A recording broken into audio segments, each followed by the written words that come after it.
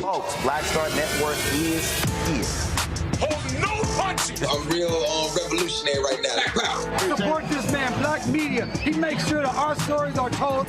Thank you for being the voice of Black America, Roland. Stay black. I love y'all. All momentum we have now, we have to keep this going. The video looks phenomenal. See, this difference between Black Star Network and Black-owned media and something like CNN. You can't be Black-owned media and be scared. It's time to be smart. Bring your eyeballs home. You dig?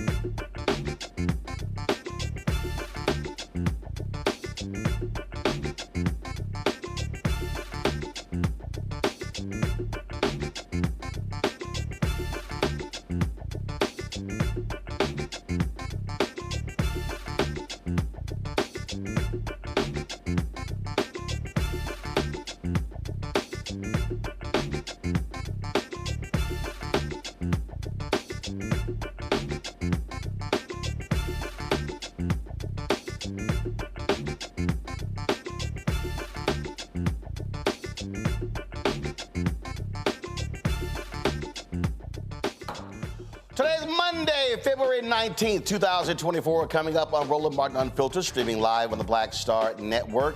A new Texas law is being used to discredit black women running for judge positions in Harris County, where Houston is located. We'll look at HB 2384 and talk to some of those candidates whose campaign it could affect. Clayton Harris III is one of the candidates in the race to replace Kim Foxx as the Cook County, Illinois State's attorney.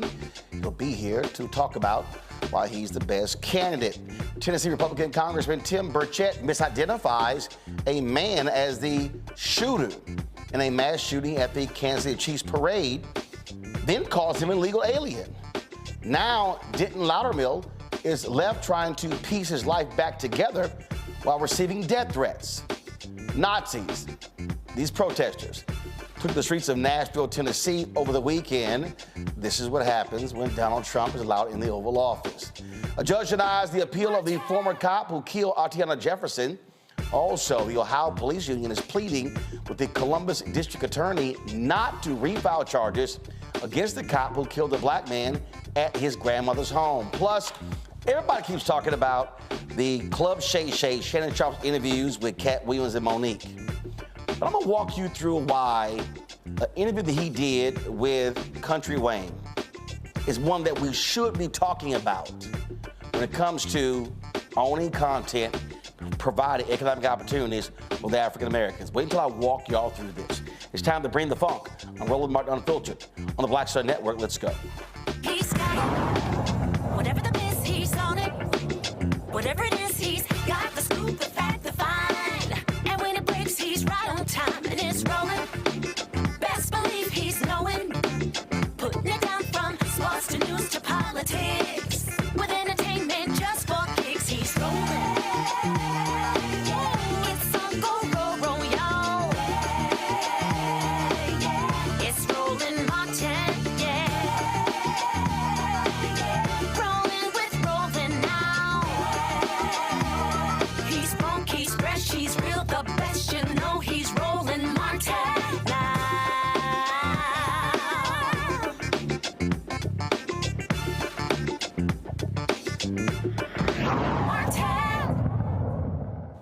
A new Texas law is being used to keep 3 black women from running for Harris County judicial positions in next month's primary. Now, Texas legislators passed 774 new laws in the last session, including HB 2384, which deals with court administration, including the knowledge, efficiency, training, and transparency requirements for candidates for or holders of judicial offices. The law was designed to ensure those who run for office as district court or appellate court judges meet specific educational and training requirements, such as courtroom experience, a current law license, and practicing law in the last 5 years. 3 white male incumbent judges are trying to use this newly enacted law to eliminate potential Democratic challengers from appearing on the ballot. Joining me from Houston are Erica Hughes, judicial candidate for the 151st Civil Court, Amber Boyd Cora, judicial candidate for the First Court of Appeals, Place 9, and Takasha Francis, judicial candidate for the 152nd Harris County Civil District Court. Glad to have all 3 of you here. Now, first of all, for people who don't understand, Harris County made national news a few years ago when 18 black women ran for positions. Republicans changed the state law to get rid of straight ticket voting because it was all targeting Harris County. They did not like the fact that Democrats were winning in Harris County. Then in 2022 election, you had the police unions, as well as a lot of the white trial lawyers who were targeting those black judicial candidates. Do y'all believe that what is happening here is a direct result of black political power being exercised in Harris County, where Houston is located? Thank you for the opportunity for the interview. This is Judge Erica Hughes. In 2018, it was actually the Houston 19. I was a part of that group. You came down and helped us campaign. Thank you for doing that, and thank you for doing this today. I think that Harris County is the largest county in Texas with over 4 million people in population, and that if Harris County turns blue, the state believes that it's a possibility Texas will turn blue and not red. I also believe, in addition to that, yes, the judiciary has changed since 2018. People are afraid. People don't want the judiciary to change, specifically the civil courts. A lot of money, a lot of multi-million-dollar cases are handled there. And so, yes, I believe it is an issue with Harris County turning blue and the judiciary turning black, essentially. So it's interesting here. So how are they targeting the 3 of you? And so which part of this law are they trying to say the 3 of you do not qualify or meet the requirements? So I'll field that one. Currently, I'm still in active litigation with the opponent in my case, he is challenging my experience as a practicing lawyer for the last 8 years. I've been a practicing lawyer for almost 20 years. I was a trial litigator that the majority of that time. And for the last 8 years, I've served the city of Houston as the director of the City of Houston Department of Neighborhoods. Now, the problem with his argument is the fact that he is trying to narrowly define the practice of law to private practice and trial appearances. But the Texas Government Code is very clear about what the practice of law is. It states that the practice of law is any action taken outside of a court that requires legal guidance or skill. That could range from something as simple as legal guidance to a complex litigation situation or trial. And so as lawyers, and I think the average everyday person understands that that's not difficult to figure out what the practice of law is. But what I do find shameful is that a 16-year incumbent not only cannot interpret the law and understand what the practice of law is, but that he is also weaponizing a lawsuit as his campaign to cast doubt on my qualifications instead of letting the people decide. What's also interesting as well is that it's an attack on democracy all the way around, because now he has amended his complaint to say that even if the people of Harris County elect me March 5th, he's asking a court to have a declaratory judgment declared that says I'm not eligible and for my name not to appear in the general.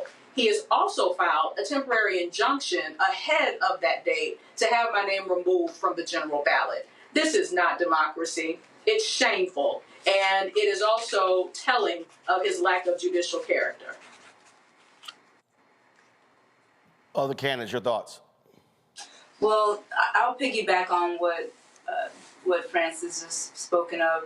They're utilizing this new law to weaponize it. And I say that because my case went to the Supreme Court on a mandamus. And on that mandamus, it was based upon the subjective reasoning and opinion of my opponent, Mr. Justice Peter Kelly. And based on that, they wanted me off the ballot based on my response to my qualifications as far as what type of practice I run, what type of hearings or trials I've had. And so it was a very subjective question, which opens up the door for our future democracy to be in question, because other candidates will get challenged the same way. And so that's the concern I have for this new bill, and how it will impact future candidates to want to run and not get discouraged from running because of these tactics that are being put on them. So that was one of the issues that I have, and that's why it is being used as a weapon. And for me, I served previously as the Harris County Criminal Court at Law Judge number 3, and then I was appointed by Attorney General Merrick Garland under the Biden administration to an immigration bench. So my opponent, Michael Inglehart, did not challenge my experience as these two were challenged, because I've been a sitting judge. He challenged my signatures, which was also a subjective opinion. We need 250 signatures to be on the ballot. I submitted over 700 signatures, and so the signatures need to be from residents of Harris County.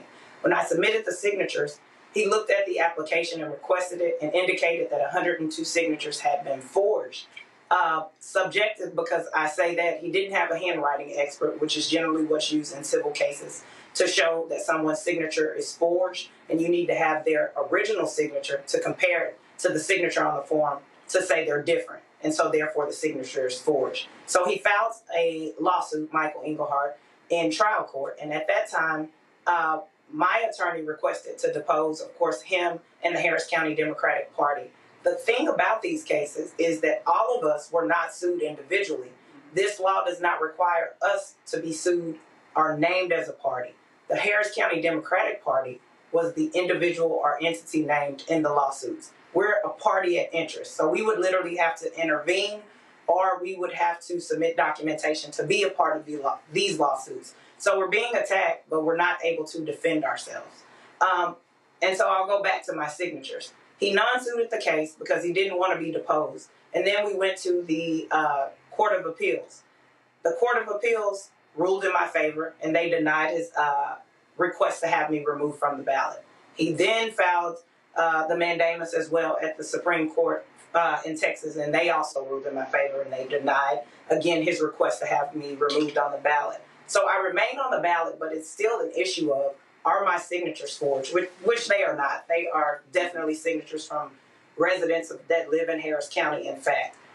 He would need to go back to the trial court to contest or argue that these signatures are forged, and then we would get the opportunity to prove that they were not.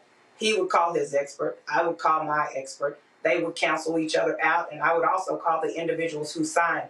For a fact, I have 51 affidavits of the 102 signatures he says were forged, where the individuals note, 1, it was me that signed the application. 2, we would want Erica Hughes to be on the ballot for the 151st Civil District Bench. And so it's embarrassing, it's a lack of character, and it is stopping democracy. We have a fundamental right to vote. They want to take away the fundamental right to vote. The people need to decide. If he wins his race, then let him be the judge.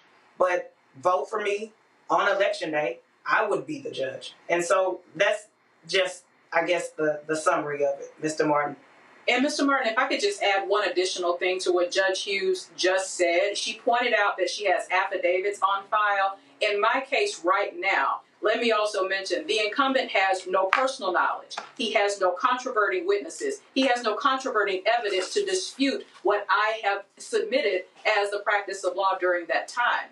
And so at this point, Judge Robert Schaefer does not have any evidence to say otherwise, that I have not practiced law the last 8 years. He's casting aspersions to cast doubt in the mind of the voters, and I'll take it a step further. Just as we're trying to disenfranchise through some of the laws here, certain people being able to vote in Texas, it is now becoming apparent that now we're moving from not only being able to stand in the way of your vote, but stand in the way of your ability to run.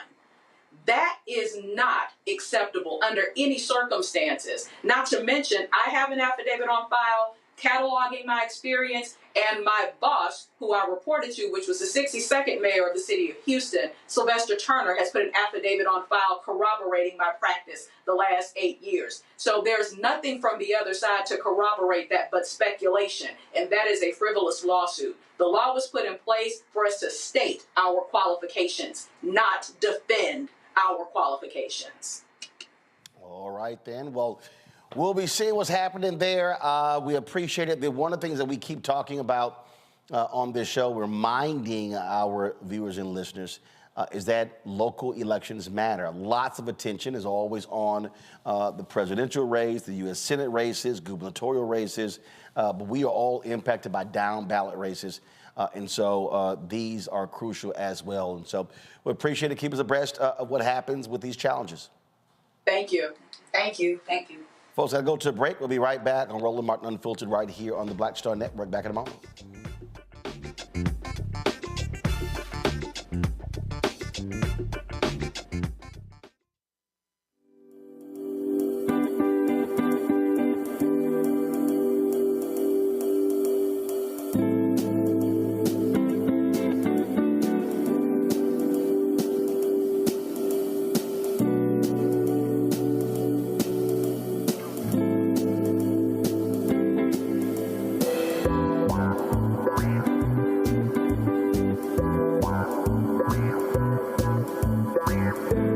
For the last 15 or maybe 16 years, 18 years, I'll say, since when I moved to LA, I hadn't had a break. I hadn't had a vacation, probably a week vacation here or there. Right. This year, after I got finished doing Queen Sugar and we wrapped it out, because I knew I had 2 TV shows coming on at the same time, I said, I'm going to take a little break. So I've been on break for the first time, and I can afford it now. Praise God. You know what I'm saying? Right. So I can afford it. I'm like, I can sit back and ain't got nothing to worry about, man.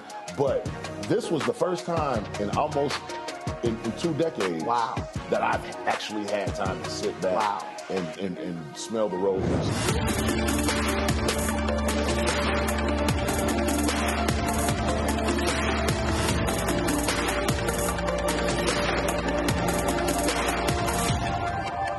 Next on The Frequency with me, Dee Barnes, the amazing Drew Dixon. She gives us the details behind the HBO documentary that shed light on the alleged sexual assaults by Russell Simmons. And we're talking about the Netflix documentary, Ladies First, right here on The Frequency on the Black Star Network. This is Reggie Rock Byford. You're watching Roland Martin, unfiltered, uncut, unplugged, and undamn believable. You hear me?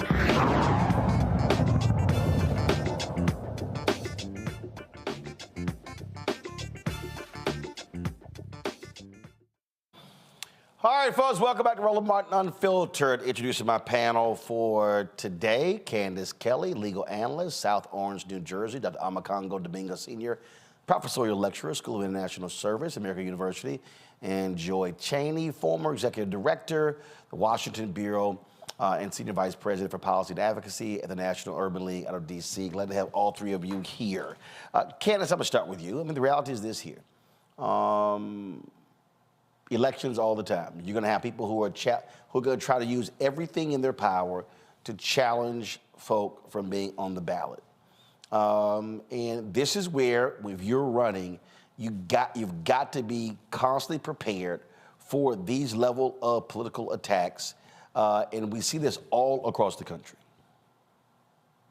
We do. And I think that one of the things that's important here is that these women, they especially set up the fact that legally they don't have any recourse right now. Now, I'm sure that's coming because it's their constitutional right to actually run for office. They are qualified candidates that rise to the occasion. And we're not talking about just African-American women. We're talking about Asians. We're talking about Latinos who were also affected by this. So one thing is true that you said, that is that these types of challenges are happening across the country. We've even seen a challenge up against President Trump and all of that that's going on. It kind of reminds me all of that they're using these tactics that perhaps they believe were used on Trump unfairly. And that is, let's go over the qualifications of this person who's running for office. So I think that just legally speaking and constitutionally speaking, it is their right. They have everything on paper, and they just now need recourse in order to go to court themselves in order to prove their case. But becoming a judge, just as an aside, is so difficult. When you go to different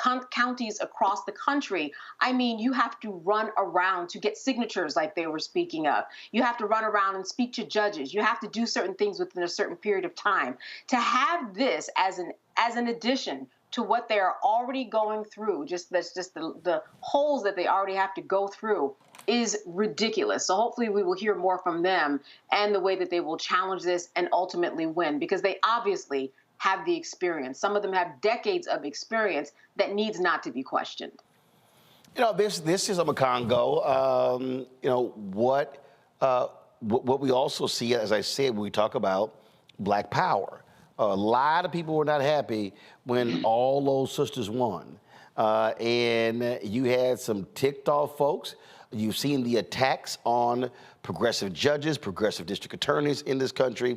And even there, you had a lot of former prosecutors running for judicial positions, angry about cash bail reform as well. This is all a part of the attack on progressives in the judicial aspect of our system. Absolutely, and it's nonstop. I mean, I remember, all of the videos and the pictures and the stories about when they all, got elected, and sharing that, with my own children. My high school senior now, wants to go to law school and all of that. And every time there's an opportunity for us to celebrate our greatness, particularly, with Black people in general, but there's particular type of anger and just disrespect, directed at Black women in particular. There's always some form of backlash, whether it's Obama with the Tea Party and the like. But in this judicial space, we also see why it's important to make sure that we have Democratic power. Because, one of the sisters said, she was appointed by Merrick Garland, right? If he's not there, these types of appointments don't happen. And Biden has promoted as many, so many Black judges to the federal bench, more than any other president in history. And this is an example of the backlash that we're going to continue to experience, as one of the sisters said as well, as we look to get this type of power. She broke down how her position can lead to, their positions could possibly lead to Texas turning blue. And so Republicans have been very strategic across the country and making sure that they're doing everything to either block or greatly slow down the process of Black people coming to power. And we are not being serious if we don't think that it's also these judgeships that are affected as well. It's not just, Congress and senator and president, and it's not just that.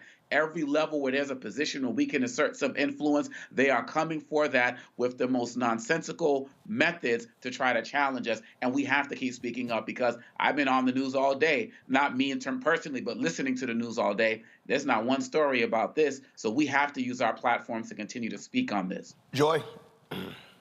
Listen, we know that they do this all the time. They did this with Barack Obama, trying to suggest even after he had won that he was not a natural-born citizen. They are doing this now with Nikki Haley, with whisper campaigns about whether or not she is a citizen and she's eligible to run for president. This is their playbook. They can't win the regular way with an idea, so they try to disqualify you. Frankly, I'm going to take a controversial position. This is what they do, and I'm glad. It's the surest sign that we are encroaching on their territory, and it's the surest sign to anyone who's considering whether or not their vote matters. Your vote matters. If it did not matter so much, they wouldn't do so much to try to disqualify candidates that you would choose. They wouldn't do so much to keep people off of the judiciary. It is critically, as the other guest commentator said, we have to have people in power who can then appoint the kinds of people that then will be a judge. And guess what? It's not just judge at the state level. They will then be in position to have judgeships at the federal level. More people like Ketanji Brown Jackson, more excellent candidates that we can have all throughout. So absolutely. Now, one thing we need to talk about is philanthropy. Who is helping these judges, these candidates fight in court? It is not free to do all the things that they said they had, get affidavits, line up people to support you. So we need those who have the resources and the deep pockets to try to provide illegal funds to help candidates who may otherwise be deterred from running because they know they don't have the money to kind of mount this kind of defense of their candidacy in court. So while I think it is a sign that we're gaining, we have to make sure that we are fortifying with the resources needed to really push back. You know, you shouldn't have to be a millionaire or a billionaire or have deep pockets to be able to do so. So if you're out there listening, Open Society, other people, whomever else, we need you to be creating legal funds, if not already, to make sure these candidates have the money needed to stay in the fight. All right, folks, hold tight 1 second. We come back. Let's talk about what's up with these folks misidentifying the shooter in Kansas City where the Super Bowl parade took place. This one brother is saying my life is in tatters because they branded him the shooter. Sounds to me like he's going to be suing some people. We'll talk about that when we come back right here on Roland Martin Unfiltered on the Black Star Network. Be sure to support us in what we do. Our goal is to get 20,000 of our fans contributing on average $50 each over the course of a year. That's $4.19 a month, 13 cents a day. That $1 million allows for us to be able to continue the work that we do, the reporting that we do, being on the ground, covering the news that matters to you. This show, of course, is 2 hours a day. For Raji Muhammad show is 2 hours a day. And we have our weekly shows with Deborah Owens, Reverend Jackie Hood Martin. We've got Stephanie Humphrey, Dr. Greg Card. We've got Roland with Roland. We've got all of these. Plus, we got other shows that we want to add to the network. But the reality is, it costs money. And so send your check and money order to P.O. Box 57196, Washington, D.C., 20037-0196. Cash App, $RM Unfiltered, PayPal, or Martin Unfiltered. Venmo is RM Unfiltered. Zelle, Roland at RolandSMartin.com. Roland at RolandMartinUnfiltered.com. We'll be right back.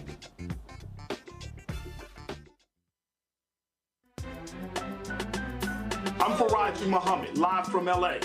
And this is The Culture. The Culture is a two-way conversation. You and me. We talk about the stories, politics, the good, the bad, and the downright ugly. So join our community every day at 3 p.m. Eastern and let your voice be heard. Hey, we're all in this together. So let's talk about it and see what kind of trouble we can get into. It's The Culture. Weekdays at 3, only on the Black Star Network.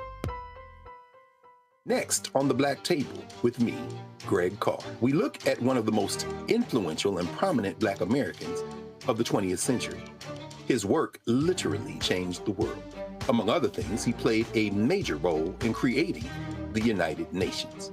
He was the first African American and first person of color to win the Nobel Peace Prize. And yet today, he is hardly a household name. We're talking, of course, about Ralph J. Bunche. A new book refers to him as the absolutely indispensable man. His lifelong interest and passion in racial justice, specifically in the form of colonialism. And he saw his work as an activist and advocate for the Black community here in the United States as just the other side of the coin of his work trying to roll back European empire in Africa. Author Cal Rostiala will join us to share his incredible story. That's on the next Black Table, here on the Black Star Network. What's good, y'all? This is Doug E. Fresh, and you're watching my brother Roland Martin Unfiltered as we go a little something like this. Hit it.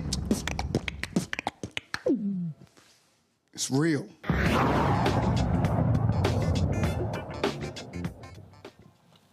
All right, folks, a Kansas black man who was misidentified by a Tennessee Republican wants to clear his name after photos of him being detained following the shooting in last week's Kansas City Chiefs Super Bowl parade. Those photos went viral.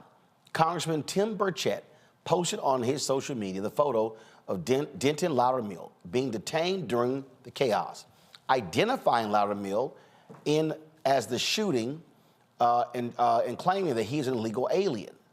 None of those things are true. Loudermill is a native of this country, a father of 3 daughters, also a huge fan of the team. He's not a mass shooter. He was detained for being intoxicated and not moving from the crime scene. Loudermill was released without a citation. 2 juveniles have been charged in connection with the shooting that left 1 person dead and 22 others injured. The juveniles are being held at a juvenile detention center on gun-related and resisting arrest charges. Additional charges are expected as the police investigation continues. Now, Loudermill there was a news conference that was held where he talked about this here. Go ahead and play that, guys. All right, so let me try to find that because I want you to hear from him. And this is, again, this is what happens when you have these people and they just rush to judgment.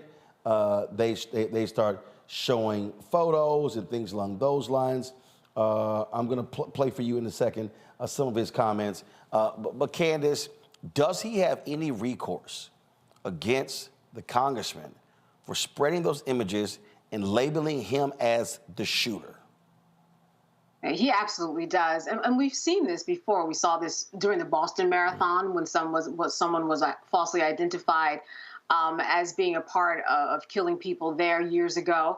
And because his character was defamed, that's going to be his main course of action. His reputation was brought down specifically by 1 person and other people who shared the information and said that he was involved in this and he was not. And the courts will have to look at how he was harmed. There was some distress, I'm sure, that he experienced as a result of this. People have threatened his life. And as a result, his whole family was put in danger. And when you look at all of that, not only does he need an apology, but he needs some recourse for how he is now looked at and probably devalued in the community. He does have recourse. He has a very strong case. There's a lot of precedent for this, for people who decide, you know what, I'm going to take it upon myself and be the police officer and the jury and deliberate and decide him guilty and put his name and face on the internet. That's what this is the equivalent of. And I think that this also is kind of reminiscent of what we heard a couple of weeks ago when we heard the heads of people of social media like Mark Zuckerberg and the responsibility that they just continue not to take when something like this happens. At this point, CEOs, companies in the position who own social media should be telling this man, you need to take this picture down. This is a huge case, something that they must know is going on, and it's their responsibility to say take it down or take it down for him, which is normally what happens. And none of that has happened. So I think there are 2 parts here. We've got the people who are posting this information, and then you've got those people who run social media and they are not doing their job claiming that Section 230 protects them and that it's not their responsibility. They have to step in and they have to step up. Here's what's crazy. Congo, go to my iPad. And these folks were, I mean, you had folks calling him 44-year-old Sahil Omar, an illegal immigrant. You see his tweet, they tripping, my name is Denton Loudermill. Tim Burchett, days went by. I mean, folks were posting on social media saying, dude, take this down. He wouldn't take it down. It wasn't until this morning he finally took it down. And so I hope he sues the hell out of Congressman Tim Burchett. Yeah, absolutely. And going off of Candace's point, you know, social media should have been involved in taking it down. I just had Instagram take down a video that I did, music video today, a video that was, talking about how we need a ceasefire in Israel and Palestine and all of that. It was calling for peace, but they didn't like the imagery, right? But they can take that stuff down, really quick when they want to. And so the fact that this was going to stay up there until he basically decided to take it down or not is really problematic. And furthermore, this man is a representative. He knows about rallies. He knows about protests and things that happen. He knows that oftentimes police officers will detain people as part of a way of keeping calm. And so when this first happened, and there were stories about people had, people in custody, some reputable news sources were saying, don't post the pictures. Nobody should post any pictures until we have more information. This is intentional. It's one thing. You know why we know it's intentional, Roland? Because it's one thing to say they have a suspect in custody, but to also add, it's been found that he's a quote unquote illegal alien. That's intentional, and that's designed to play on this narrative of quote unquote illegals invading our country, and they want to attach because of what happened in New York with those undocumented folks up there with the police. Now, what did Trump say at the last rally? Something about the new term is Biden immigrant crime or something like that. They want to add to that narrative. And so Loudermill needs to get that money. He needs to get paid big time because that's the only way that it's going to change this. You, as Johnny Cochran would say, hit them in the pocketbooks and their hearts and minds will follow. Joy? Yeah, we need a deterrent here. Not just that he posted it once. He might say mistakes happen. He got caught up in the moment, but that he left it up there long after he knew that it was incorrect. The gentleman here certainly has a case to be made. I think he should go for a lot of money, as much as possible. I also think that he needs to be saying something like my other guest said, the candidate said, we need to be talking about social media, their role here. Section 230 certainly should not protect them against this. And frankly, they should have taken it down. They should have some kind of banner on it that says this is found to be incorrect. I hope if that's not happened already, that someone will be doing that shortly. I'm hoping that it will be on there. And those of us who are out there, we should make sure that we're encouraging people not to forward this. And it's a good lesson for all of us. In the immediate aftermath of an event, you simply don't know what you're looking at. You simply don't know what you're looking at. And so you have to wait. Otherwise, you can ruin a life. This happened in the Atlanta bombing during the Olympics years ago. It ruined that man's life. There's a whole movie about it. So we know that it's irresponsible to put these types of media messages out there. And you gotta make sure that folks know if you do this, and you do so intentionally and you leave it up, there is harm, there's economic harm to him, and he's going to get some money for it. Well, I just think that what you have, everybody with this rush to judgment. I mean, Ann Coulter was on Real Time with Bill Maher saying, if these shooters were white, we absolutely would know by now. I know who these shooters are. And Maher was basically saying, no, you don't. No, you don't. Right. You don't know any of these details, but this is how quick they are. They want to demonize black as fast as they can, Candace. They do, and this is exactly what we're used to. This is America, and it is one of those things where even though people know what the reality is and that there was an invasion of privacy and defamation and that he shouldn't be targeted because we haven't heard fully from the police, you have those people out there who just are not going to believe the facts that are in front of him. Nobody has said that this man was responsible for anything. That in and of itself should make anybody say, well, the police haven't said it, so why am I over here charging people online and putting their faces and information out there. It's really none of our business until the police come forward and say what they need to say, and then we can act. And even then, we have to act responsibly when it comes to social media. People just are conditioned not to believe certain things because they've been conditioned their whole lives in that way. So it's not surprising. And I don't think it's going to be surprising either when he files a lawsuit. I would imagine that someone is stepping up right now. I don't even think it would even go to court. It's the facts are right before our faces. I would imagine there'd be a quick settlement. Truly, it's just one of those things that, in and of itself, on its face, is wrong, and his reputation was damaged, and his privacy was invaded. Oh, again, I don't know if it'd be quick.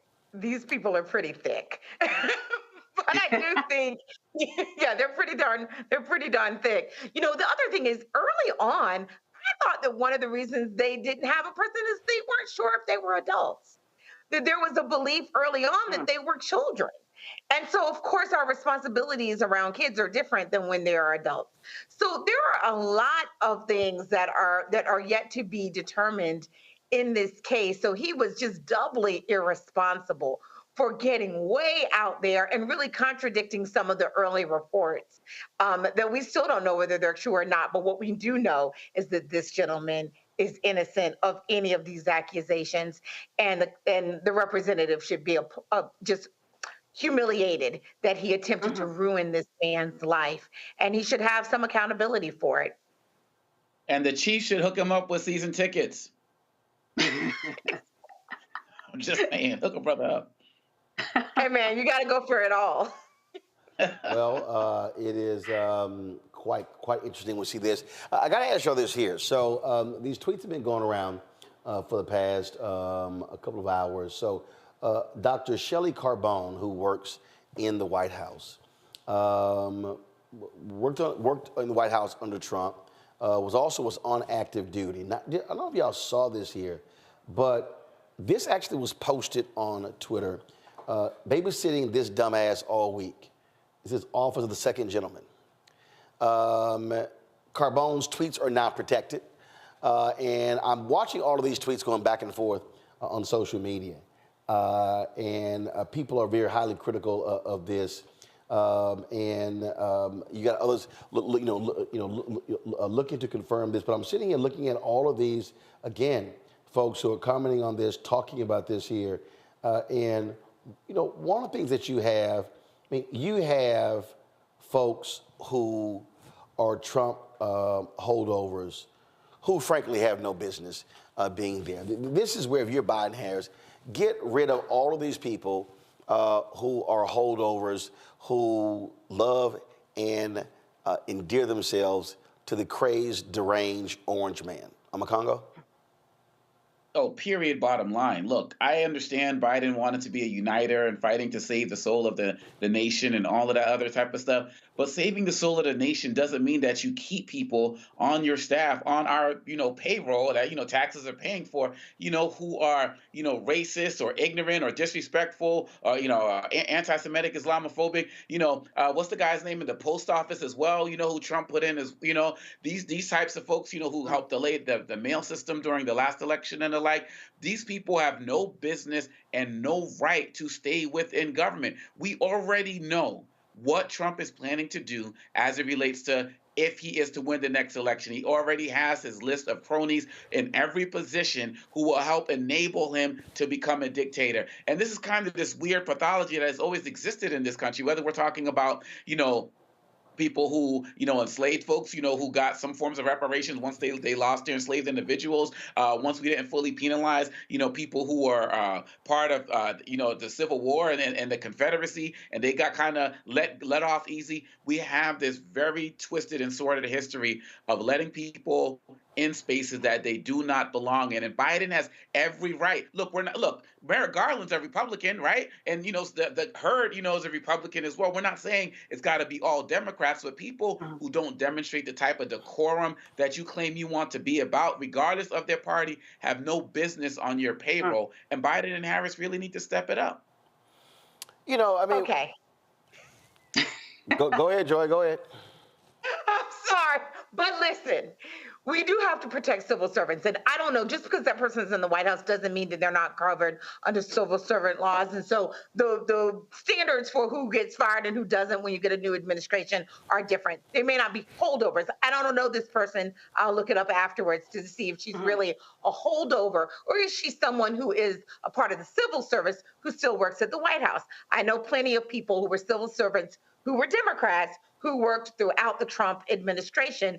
That's their job. We want them there. We want them there. That is part of who keeps government running and keeps some continuity. So what she should be answering for is, did she behave inappropriately by taking those photos, sending those tweets, et cetera? I would probably say yes, and someone's probably having a conversation with her. That's right. Her union might be having a conversation with her, but that is different than a political appointee. And I do think that we don't want those things, to happen to us as well. We want to make sure that you always have government that is consistent. And so she might be a civil servant, just throwing that out there.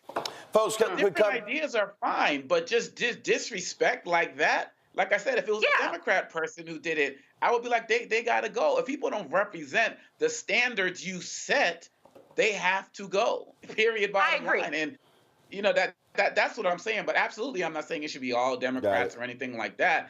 I'm just saying, if you want to have a pew, all of the stuff you talk about, decency, your staff and teams have to represent it too.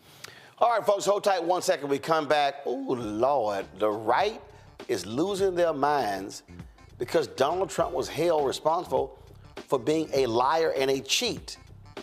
Wait till I show you one of these Shark Tanks dudes said on Fox Business, I keep telling y'all these people are in a cult. And they absolutely are. That's next on Roland Martin Unfiltered on the Black Star Network. When you talk about blackness and what happens in black culture, we're about covering these things that matter to us, speaking to our issues and concerns. This is a genuine people-powered movement. There's a lot of stuff that we're not getting. You get it, and you spread the word. We wish to plead our own cause. Too long have others spoken for us. We cannot tell our own story if we can't pay for it. This is about covering us. Invest in black-owned media. Your dollars matter. We don't have to keep asking them to cover our stuff. So please support us in what we do, folks. We want to hit 2,000 people, $50 this month, raise $100,000. We're behind 100,000, so we want to hit that. Y'all money makes this possible. Checks and money orders go to P.O. Box 57196, Washington, D.C. 20037-0196. The Cash App is $RM Unfiltered. PayPal is R Martin Unfiltered. Venmo is RM Unfiltered. Zelle is Roland at RolandSMartin.com. On a next, A Balanced Life with me, Dr. Jackie. What does it mean to actually have balance in your life? Why is it important and how do you get there? A masterclass on the art of balance. It could change your life. Find the harmony of your life. And so what beat can you maintain at a good pace? What cadence can keep you running that marathon? Because we know we're going to have high levels, we're going to have low levels, but where can you find that flow, that harmonious pace? That's all next on A Balanced Life on Black Star Network. Hey, yo, what's up? This is Mr. Dalvin right here. What's up? This is KC. Sitting here representing the JODECI. That's Jodeci. Right here on Roland Martin Unfiltered.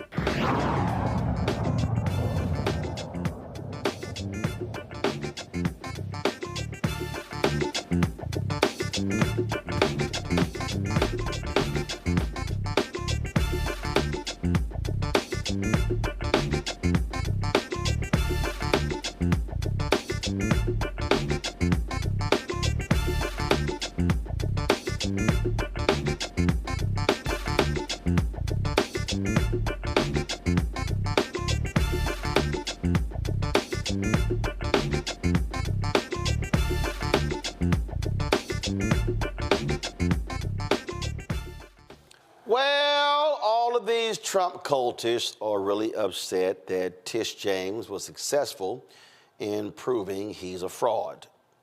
He now has to pay millions, upwards of $500 million, y'all, with interest and things along those lines. And plus you throw in the E. Jean Carroll, another $83 million. Homie gonna have to sell some stuff. But I want to show you, again, how delusional these people are. Here's Kevin O'Leary. You see him on the Shark Tank. This is literally what he says to Neil Cavuto on Fox News regarding this issue. This award, I mean, just leaving the whole Trump thing out of it and seeing what occurred here, and I'm no different than any other investor. I'm shocked at this. I can't even understand or fathom the decision at all. There's no rationale for it. And so let me give you a real-time experience I'm having regarding this, and I'm not the only one. It doesn't matter what the governor says.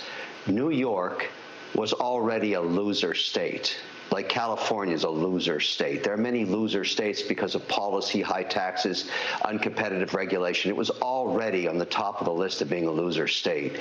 I would never invest in New York now, and I'm not the only person saying that. And here's a real-time situation. In development in real estate right now, the hottest asset class is very high-end data centers. They cost anywhere from $2.5 to $3.5 billion each. They're very expensive. They require low power. You need permits, but most of the major institutions in the world need more data centers, and that's why developers like me are doing this. Now, you need power. So New York has Niagara Falls. Normally, you'd consider that to put in one of these facilities, create 400 jobs, 5 more jobs for each of one of those for auxiliary services. I can't go to New York. So I'm going to Oklahoma, North Dakota, West Virginia. Governor Stitt, Kevin Stitt, my staff have met with him. Governor Bergen, the same thing. Governor Justice. Those are winner states. They don't do things like this. I have to syndicate that debt and all that equity. We're talking billions of dollars here. Do you think any foreign institution or any private equity firm or any pension fund would touch New York? No. And that's why New York... I can't listen to any more of that babble. Y'all, here's why this is all BS. I don't know who the hell he think he's fooling, but you cannot be in the financial industry and you acting like you ain't got nothing involving New York. So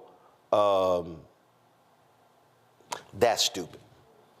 And the thing that also cracks me up is how these people literally are defending a crook. Here's Jessica Tarloff taking them to school on Fox News. Watch this. From me. So, since Donald Trump ran the first time, he has been making this argument, if they could do this to me, they could do this to you. The average person is not inflating their wealth by $800 million to $2.2 billion. They're not sexually assaulting women. They're not storing classified documents in the toilet. They're not fomenting an insurrection. Mar-a-Lago, you remember the documents? Let's focus on this case. We can do we can do a lot. You always do that. No, Jessica, you're doing a laundry list. Really? You You're can doing say a Judge laundry Edgar on list this too. when we're focused on one topic. From me. So see, they can't stand it when she's running these facts down. And the reason I just find this being an incredulous joy, because, this is the party of law and order. And then I love this. There was no victim here. The banks weren't the victim. Let's be real clear. If any one of us did what Donald Trump did, we're getting convicted. And we're probably going to get charged criminal. Criminal, not civil. But for these people, he can do no wrong, and they're perfectly fine with him being a massive liar, cheat, and a fraud. Correct, because they know they are massive liars, cheats, and frauds. And that has worked for them. It has worked for them for not just decades, it's worked for them for centuries. Many of them are wealthy. Much of the industry in New York and in cities across this country, some of them were built on honest work. Some of them were built off the work of honest people, right? Off the backs of honest people and off these types of economic games playing, white collar crimes that they've gotten away with, that everyone's looked the other way because it benefits them. And this is just one time they ran into somebody who wasn't raised on that, who wasn't interested in it, and who shut it down. This is why you have to vote. Who is in power matters. Roland says it every night. I'm saying it tonight.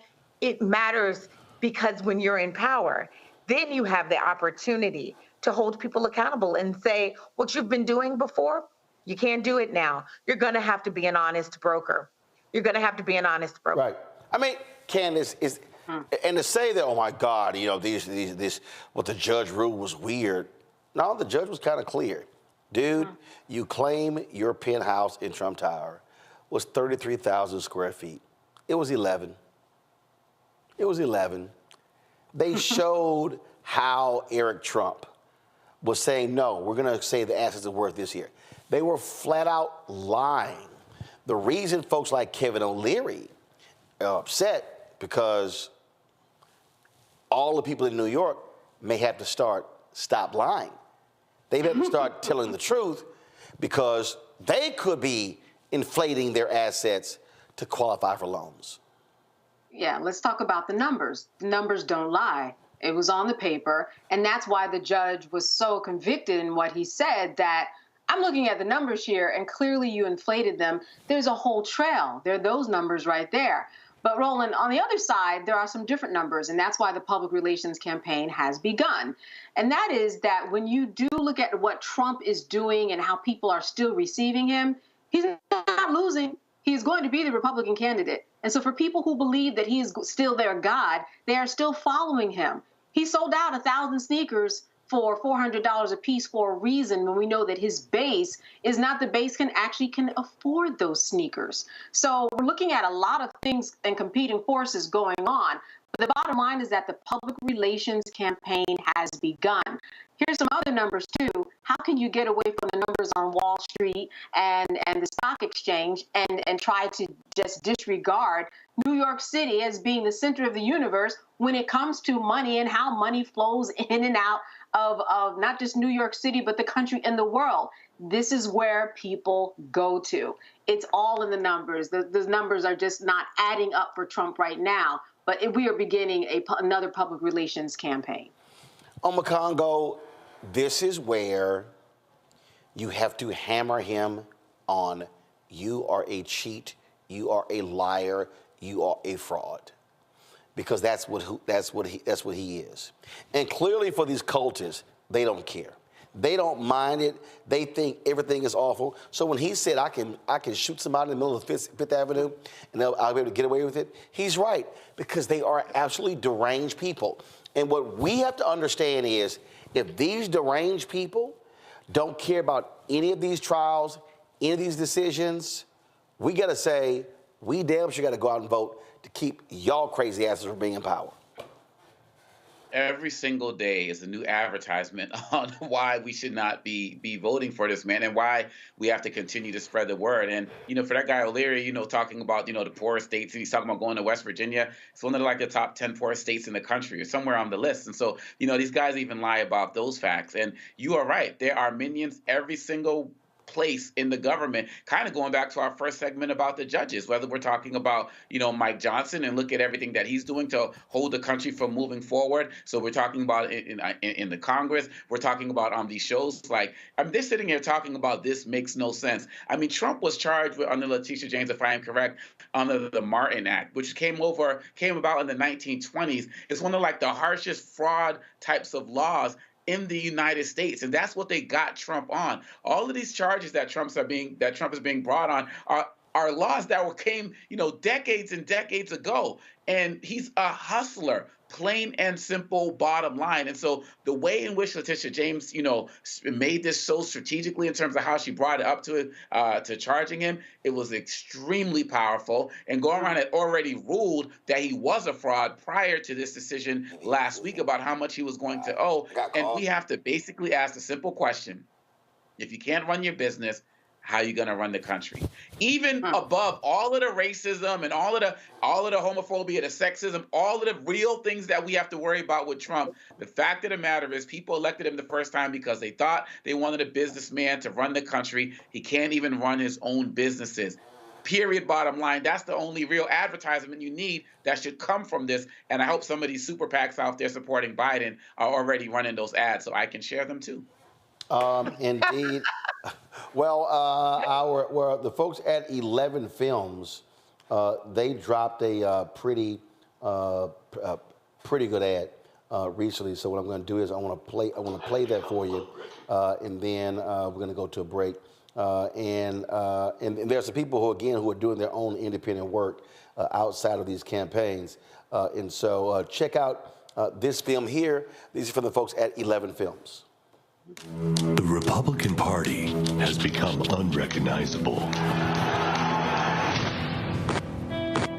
I want to be a dictator. Insurrection. Civil war. Truth is, if Abraham Lincoln were alive today, he would never be a Republican. Because it's Democrats that still respect and revere Lincoln's enduring principle, a government of the people, by the people, and for the people. I pledge myself to a new deal for the American people. People know the Democratic Party is the people's party, and it always has been and always will be. To go to the moon in this decade and do the other things, not because they are easy, but because they are hard. Listen, tranquility danger. The Eagle has landed. There it is, with a U.S. flag on the surface of the moon. All of us must overcome the crippling legacy of bigotry and injustice, and we shall overcome. As the American people, we will hold high the banner of human rights. We Democrats, we believe that we're all in this together is a far better philosophy than you're on your own. I want to know, are you fired up? Ready to go? Fired up? Ready to go? Let's go change the world. Let's remember who we are. We're the United States of America. And there's nothing beyond our capacity if we stand together. We are America's party. Our movement echoes through generations.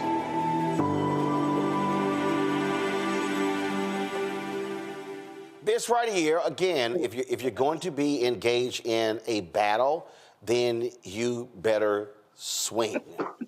That's right.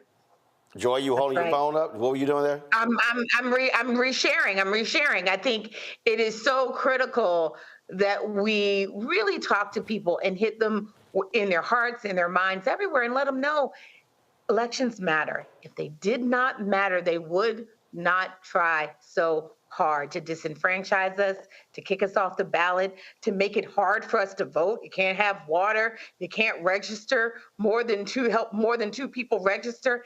That is because they understand how powerful we are. When will we understand how powerful we are? They get it. We don't seem to get it. Candace? Yeah, well, listen, this was an ad that really was saying, let's stop with the distractions. This is what democracy is all about. Take a look at it. Because you know what? We forget about it. We end up arguing about it on Twitter and online and in the news. We're talking about other things that are way out of the jurisdiction of what we should be talking about, which is trying to secure a president that makes sense for America. Trying to stop the numbers, to stop the racists, the anti-Semites, to stop the people who are out there causing nothing but dysfunction, because that's what this is all about. We are living in a world where people try to distract. And I think that this ad did a very good job of allowing people to see that, you know what, this is the road that, don't forget, we are supposed to be on. Don't forget what is important. Like the panelists said, what's important is that you get to those polls, that you vote, and that you practice democracy. Makongo? I love it. This is what Plies was talking about the Biden administration needing to brag more. Now, of course, Biden didn't create this ad, but I'm glad that there are organizations out there that are doing that because, like you said, Roland, so many times that the Biden administration will talk about what it's doing, but it's on a page on the White House that nobody's going to. And so these types of films, people are so visual nowadays. The way it lays out what Democrats have been doing over the years, while the Republicans are quick to say we're the party of Lincoln, we believe in freedom for everybody and so on and so forth, but they're showing categorically how it's been Democrats that have been leading the way as it relates to equal and civil rights. Of course, not perfectly, but they're not working to take us back like the Republicans are. But these ads are only going to be worth it if they are continually shared and talked about and promoted so people can see it. So I'm all in on what 11 Films is doing, seen some of their other work as well. This is what we got to do, and I'm in 100%. All right, folks, hold tight 1 second. We come back. We're going to talk to a brother who's running to replace Kim Foxx as the next state's attorney in Cook County. Also, in the next hour, Country Wayne. Shannon Sharpe has done a lot of different interviews, has gotten lots of attention, Cat Williams, Monique, and others. But Country Wayne said something in his interview that I think people have not spent a lot of time talking about. And it goes to show you how you must rethink content and rethink ownership, control, and power. I'm gonna break it down for y'all right here on Roland Martin Unfiltered on the Black Star Network.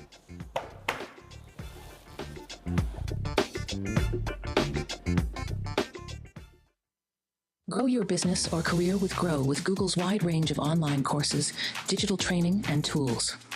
Gain in-demand job skills with flexible online training programs designed to put you on the fast track to jobs in high-growth fields. No experience is necessary. Learn at your own pace. Complete the online certificate program on your own terms. Stand out to employers, get on a path to in-demand jobs, and connect with top employers who are currently hiring. Take one professional career certificate program or all 6. Earn a Google Career Certificate to prepare for a job in a high-growth field like data analytics, project management, UX design, cybersecurity, and more. All professional career certificate programs must be completed by December 31st, 2024. Scan the QR code to complete the application. There are 1,000 scholarships available. Grow with Google and J. Hood and Associates. Be job ready and qualify for in-demand jobs. I'm Faraji Muhammad, live from LA. And this is The Culture. The Culture is a two-way conversation. You and me. We talk about the stories, politics, the good, the bad, and the downright ugly. So join our community every day at 3 p.m. Eastern and let your voice be heard. Hey, we're all in this together. So let's talk about it and see what kind of trouble we can get into. It's The Culture. Weekdays at 3, only on the Black Star Network. Hi, everybody. I'm Kim Coles. Hey, I'm Donnie Simpson. Yo, it's your man Deion Cole from Blackish, and you watch Roland Martin Unfiltered.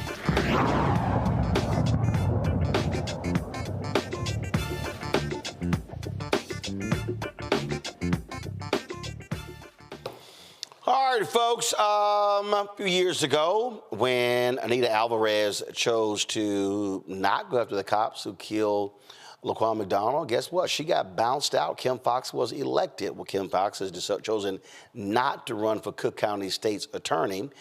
And so now there are folks vying for the job. Clayton Harris the third and Eileen O'Neill Burke, they want to take her place because, again, Foxx is not seeking re-election. Now, don't think for a second that race is not playing a role here, because what you have going on in Chicago, you have all these people who yelling about, oh, crime, crime, crime, and what they're insinuating is, oh no, let's get a tough on crime DA, and it's not the black guy.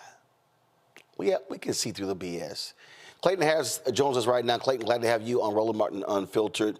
And so for folks who don't know, what is your legal background? So first and foremost, thank you for having me on. My legal background, I'm a Howard University School of Law grad, graduated back in '99. I'm a former prosecutor here in Cook County and the state's attorney. That's where Kim Foxx and I first met when we were both assistant state's attorneys. Criminal appeals, traffic, jumped over to narcotics and ended my time in the office, special prosecutions, narcotics. So I look at the endorsements, so local newspapers endorsing your opponent.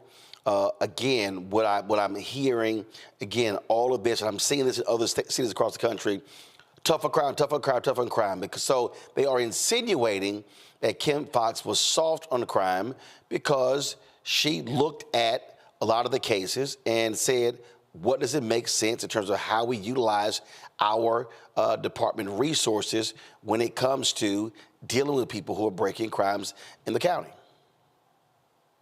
Absolutely. What they want to look past, or what they're trying to really call on, is, hey, we can only be safe and we don't have to worry about justice. My platform is pretty simple, is that we can do both. They're not an either or proposition. It's actually offensive to think that people don't think that we want safe neighborhoods. We want safe neighborhoods just like anybody else. So we can be safe and just at the same time. And I actually teach at the University of Chicago public policy, and the course I teach is Policing Race in America, Black, White, and Blue. So we know that we can do this. We understand what's going on, but we also know that in order for us to have a safe a safe and just society, we have to hold everyone accountable appropriately, including law enforcement. And the thing here is that when we look at around the country, I love how all of these people are blaming things on cash bail. Then when you look at the facts, that's not the case. And even when they recall the DA, Chase Bowden, in San Francisco, putting the blame on him, it was all a lie. And so you have hysteria that's taking place.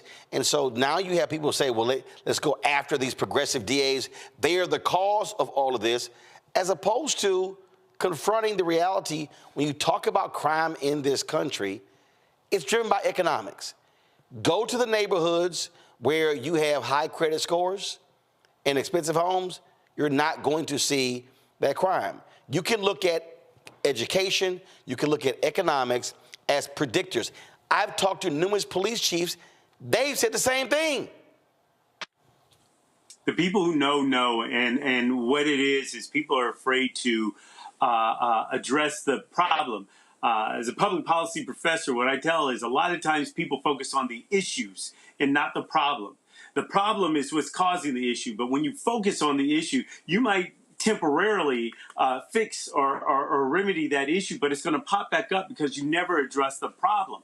When we talk about policing, one of the things that I say when we talk, and you mentioned Laquan McDonald or George Floyd, people think that the problem is Van Dyke or Chauvin. I always correct them. I'm like, they're not the problem. When Van Dyke got on the scene, there were 5 other officers that assessed the scene and didn't feel like Laquan McDonald was a threat. Now, maybe they couldn't have stopped him from shooting, but after it occurred and then they made the police report, those officers backed up that police report. That is the problem. That individual, you can root out an individual. That's an issue. The problem is the individuals that back. So we have to start addressing the problems. So when you talk about crime, you're 100% correct that we're looking at economics, the lack of resources or resources not being applied correctly. One of the initiatives that I want to implement here is more classrooms, less courtrooms. More classrooms, less courtrooms. This is how we start, by educating, re-educating, and over-educating our young people as well. Question from my panel. Candace, you're first. So certainly crime is an issue. We've heard you debate about it, and that's been in the headlines. But second behind crime, what is the topic that people are also coming to you about and that is of concern for them in Cook County? Police accountability. So that's a big thing. And what people sometimes don't recognize is that they're tied into one another. When our communities have more faith and confidence in the police, crime actually goes down because they report crime and then they help the police at that point in time to solve crimes. So police accountability is the next largest thing. I am not skipping over crime. Like I said, we demand safe neighborhoods as well. We'll look at the gun crimes. We'll look at the carjackings and those other things as well. But to your question right there, police accountability. So we're going to make sure that we are building back in the integrity of police. We have a do not call list that's on there right now. We're going to continue that. If a police officer is shown that they cannot be trusted to tell the truth on the stand, we won't use them. And I tell everyone, having been a former prosecutor, being the son, my father was an officer in the United States Army. We grew up with discipline and respect for authority. But if we cannot trust the officer, then we're not going to put him on. Congo. Wishing you the best of luck with this campaign. I'm assuming that in addition to these issues of crime, the issues relating to immigration and people probably painting you on soft on that and all of that type of stuff is also coming into the forefront. How are you dealing with that type of messaging, and what are your thoughts on the immigration situation as well? So the messaging is one that we have to take on straight ahead. So we're trying to beat back every narrative with facts and with the truth. This morning, I was blessed to stand with Black clergy for Cook County, and we went straight at the issue and letting people know that these narratives now around me, the ones that are still following around Kim Foxx, are just not true, and they're fear-mongering on there with everything that's going on. When we talk about the immigration issue and everything that's going on there, what we have to focus on, again, is safety, justice, but also trust. We need to make sure that these individuals understand that if a crime is committed, that they'll be held accountable appropriately. But if they're victims of crime, that they can report these crimes and make sure that they still know that they're going to be safe. So we need to make sure that everyone understands that safety and justice are paramount here in Cook County and in the office. Joy? Earlier tonight, we were talking about white-collar crime, right? There's all sorts of crime that is happening. What's your agenda for white-collar crime? But before you answer, my son is a student at the University of Chicago, and I'm going to send him right to you. I just came from the Windy City yesterday. But what is your agenda for white-collar crime? So I'll be looking for your son. Make sure you tell him to take my course. They can sign up for next quarter already. White-collar crime is the same way in a lot of criminal activities. What's the focus on there? But right now, we have to look at our workers and the wage theft that's going on. So we need to make sure that we are following and ensuring that they are safe what's going on. When you look at some of the ethical issues that are happening, we're going to hold corporations accountable for the work, for the misdeeds that they are doing as well. So I appreciate that, because sometimes those are some of the things that get overlooked. I understand crime being the largest thing right there, but a big thing that we're looking at are workers' wages being stolen. Good. The last question I have for you, when you look at this race, obviously turnout is critically important. Are you seeing the energy on the ground to support your campaign? This is one of my biggest concerns. So I really appreciate you allowing me to come on your show. When I told everybody I was going on there, they was like, about time. I was like, yeah. So we got that. So that's it. But we have to have a groundswell. There's not a bellwether issue today, and not that I'm hoping for one, but that's getting people charged about it. And that's the unfortunate. So when Kim Foxx first came in, right, we're talking about Laquan McDonald, and that galvanized. They're like, oh, we need this woman here to do that. She's decided not to run, and there's not a bellwether issue that's really focusing individuals on this race. And it really needs to have focus on there. When we look at my opponent, she wrongly convicted a 10-year-old child for murder back in the 90s. These are things that need to be addressed. And this is the choice that people have. We can go backwards from where we are right now, or we can build upon what we have. So people need to be attuned and in tune to what's going on. And we have to have everyone come out for our primary election, which is on March 19th, to vote. Early voting starts on March 4th. It is so important that we vote. Well, it's absolutely the case. So glad to have you here. Good luck in the race. And we'll be watching to see what takes place. Thank you, my brother. Thank you all. All right, then. All right, folks, again, that's Clayton Harris, who's running for Cook County State's Attorney. This is how you can reach out to him. Here's all of his social media information. There at the website, ClaytonHarrisForCook.com, Facebook, Twitter, email as well. All right, folks, going to a break when we come back. I want to talk Country Wayne.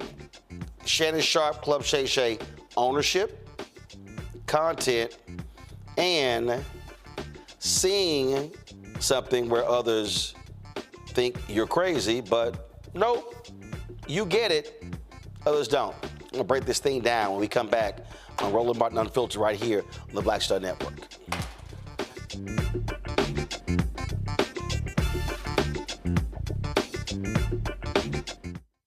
Hatred on the streets, a horrific scene, a white nationalist rally that descended into deadly violence. White people are losing their damn minds. As an angry pro-Trump mob storms the U.S. Capitol, we're about to see the rise of what I call white minority resistance. We have seen white folks in this country who simply cannot tolerate black folks voting. I think what we're seeing is the inevitable result of violent denial. This is part of American history. Every time that people of color have made progress, whether real or symbolic, there has been what Carol Anderson at Emory University calls white rage as a backlash. This is the rise of the Proud Boys and the Boogaloo Boys. America, there's going to be more of this. Here's all the Proud Boys, guys. This country is getting increasingly racist in its behaviors and its attitudes because of the fear of white people. The fear that they're taking our jobs, they're taking our resources, they're taking our women. This is white fear.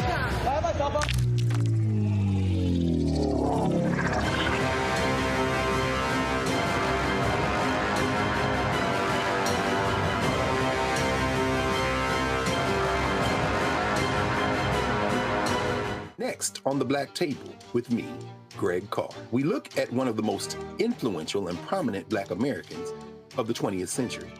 His work literally changed the world. Among other things, he played a major role in creating the United Nations. He was the first African American and first person of color to win the Nobel Peace Prize. And yet today, he is hardly a household name. We're talking, of course, about Ralph J. Bunche. A new book refers to him as the absolutely indispensable man. His lifelong interest and passion in racial justice, specifically in the form of colonialism. And he saw his work as an activist and advocate for the Black community here in the United States as just the other side of the coin of his work trying to roll back European empire in Africa. Author Cal Rostiala will join us to share his incredible story. That's on the next Black Table, here on the Black Star Network. On a next, A Balanced Life with me, Dr. Jackie. What does it mean to actually have balance in your life? Why is it important and how do you get there? A masterclass on the art of balance. It could change your life. Find the harmony of your life. And so what beat can you maintain at a good pace? What cadence can keep you running that marathon? Because we know we're going to have, high levels, we're going to have low levels, but where can you find that flow, that harmonious pace? That's all next on A Balanced Life on Black Star Network. What's up, y'all? This is Wendell Haskins, a.k.a. Win Hogan at the Original T Golf Classic. And you know I watch Roland Martin Unfiltered.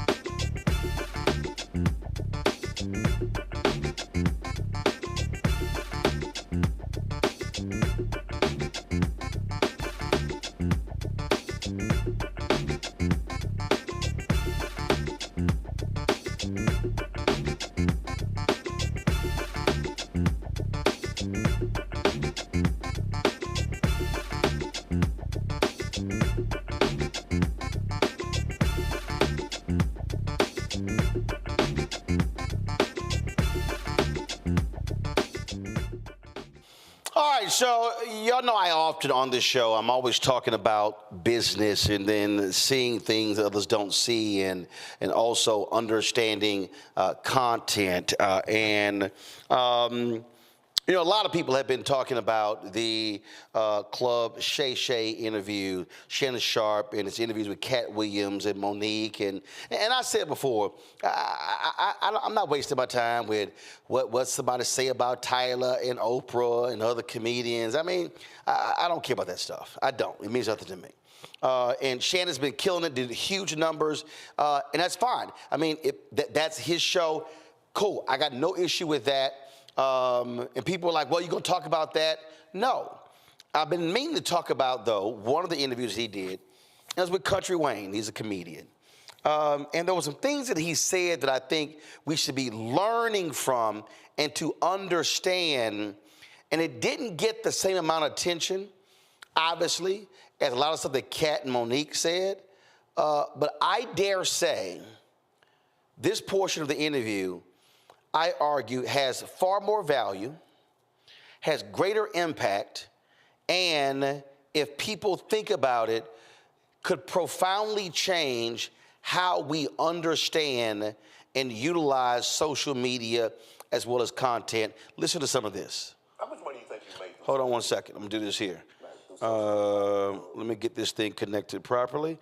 Here we go. 1 second. All right, here we go. How much money do you think you made through social media? Through social media, probably a dub.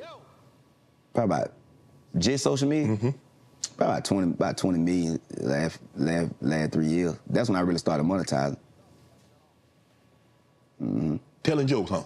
And skits. It's some skits, man. It's storylines. I was telling jokes at first. Need a partner? Yeah, look like you doing fine. I tell you what, boy. Hey, you know about this money. Yeah. You know, the social media game. You know, it's the in-stream ads and stuff, but they didn't have that at first. So how I was monetizing at first is getting popular. You go on tour. Right. But I was like, that ain't monetization. Right. Because if I gotta do this, that's work. So I'm like, no. How can I learn? Because what I did, I was hearing about residuals and all that, and what I did in math, the whole thing about math is to simplify something. That's what math is. You take 50 over 100 and break it all the way down to 1 over 2. So what I did, I took the TV format, people talking about residual in TV shows, and I you know what I'm saying? I took it to, I minimized it to a point of, I got my version of that. Okay. And now I'm able to make residuals. I'm making money right now while I'm sitting. And people was laughing at me at first. When I first started doing those skits, people like, oh, them little skits, And I went to before I started, I went to every social media who was big at the time and sat down with them. And look, man, we gotta do this social media thing. We come together, we can share storylines, share content. They was all like, nah, they don't seem like, all right, you wanna keep going out here tap dancing on tour? All right, so that social media thing, when I figured out that niche, man, I was on to it. And I seen it, so I ain't care what nobody said. I was doing all kinds of skits. I was an old man one time. I was a character named Drip.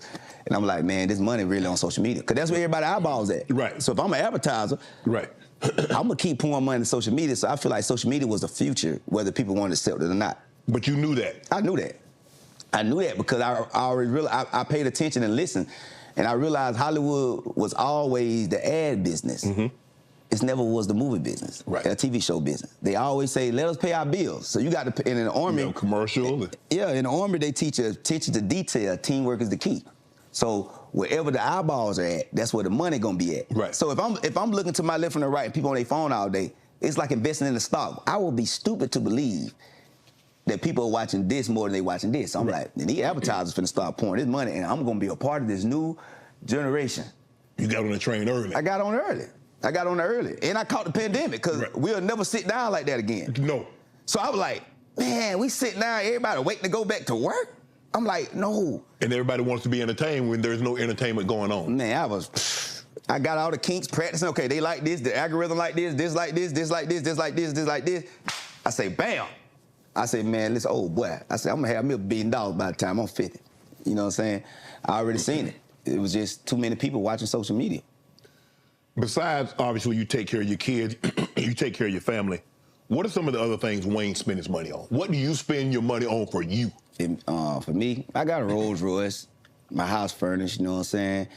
I got a couple houses. I got a house in Bel Air, house in Atlanta, condo in Bel Air? Yeah. Yeah. You ain't talking about my boy Ross drink, right? You talking about Bel Air, like right up the street from me. Yeah, that's where I came from. Yeah. You looking for a partner in them skits, man? You know, your boy can sing, I can dance a little. I don't know who you think you fooling. You get Shay got his own skits. I know you be checking the RPM and CPM. So you got a place in Bel Air, you got a place in Atlanta. Yeah, I got a house. I got a house in McDonough, and then I got a condo in Atlanta. Okay. Mm-hmm. You spread out, hey. Yeah. Yeah, and I got a couple apartments. I got 2 houses in Atlanta and another apartment, and baby mamas, everybody got apartments, but I use all that stuff to shoot skits in too. Right. So that's my studio. They don't even know that's your studio. That's your. They don't know, boy. Listen here.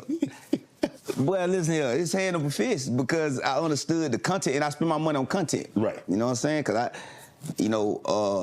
I purchase content now to post on my page that I don't even film. Right. That's how I'm really working without working now. Right. And that content, I spend my money on content. You know what I'm saying? I got some real estate stuff I'm about to do. I got some movies. I put my own money up on my own movies. Right. My Netflix special, I finance my own special. You know what I'm saying? The license to Netflix. So I spend my money. I flip my money. Right. Because I grew up flipping, so I'm addicted to the flip. Right. Some people get addicted to the drug, but I got addicted to flipping. Right. So I love taking my money and investing into me because I know. Because you believe in you. Oh, I believe in me. Wayne gonna get it.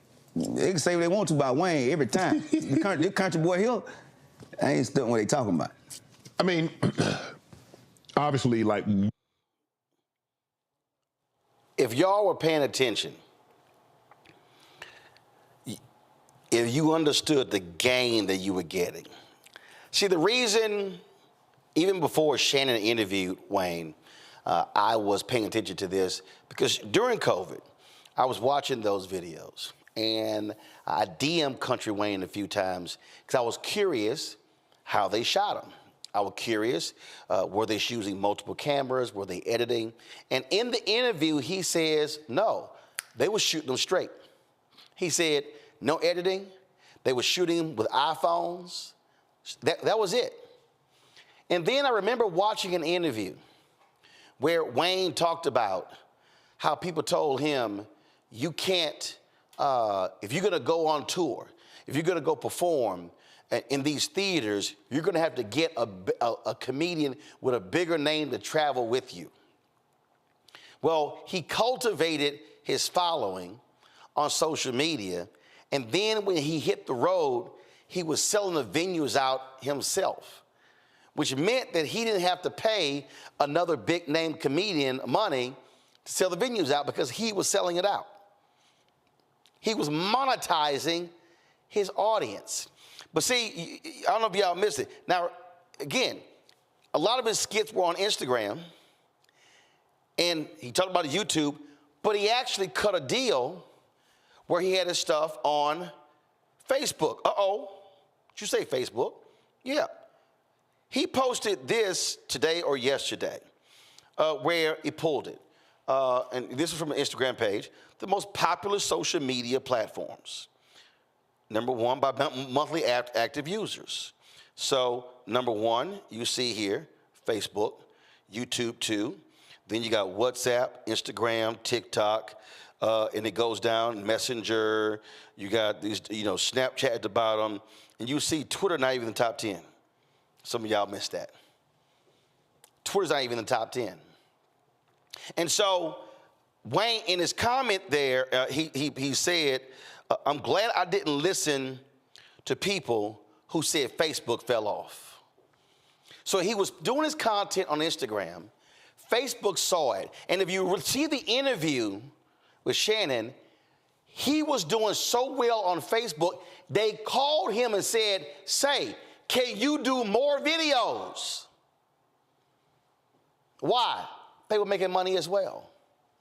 And so then, I don't know if y'all caught it, he says in the interview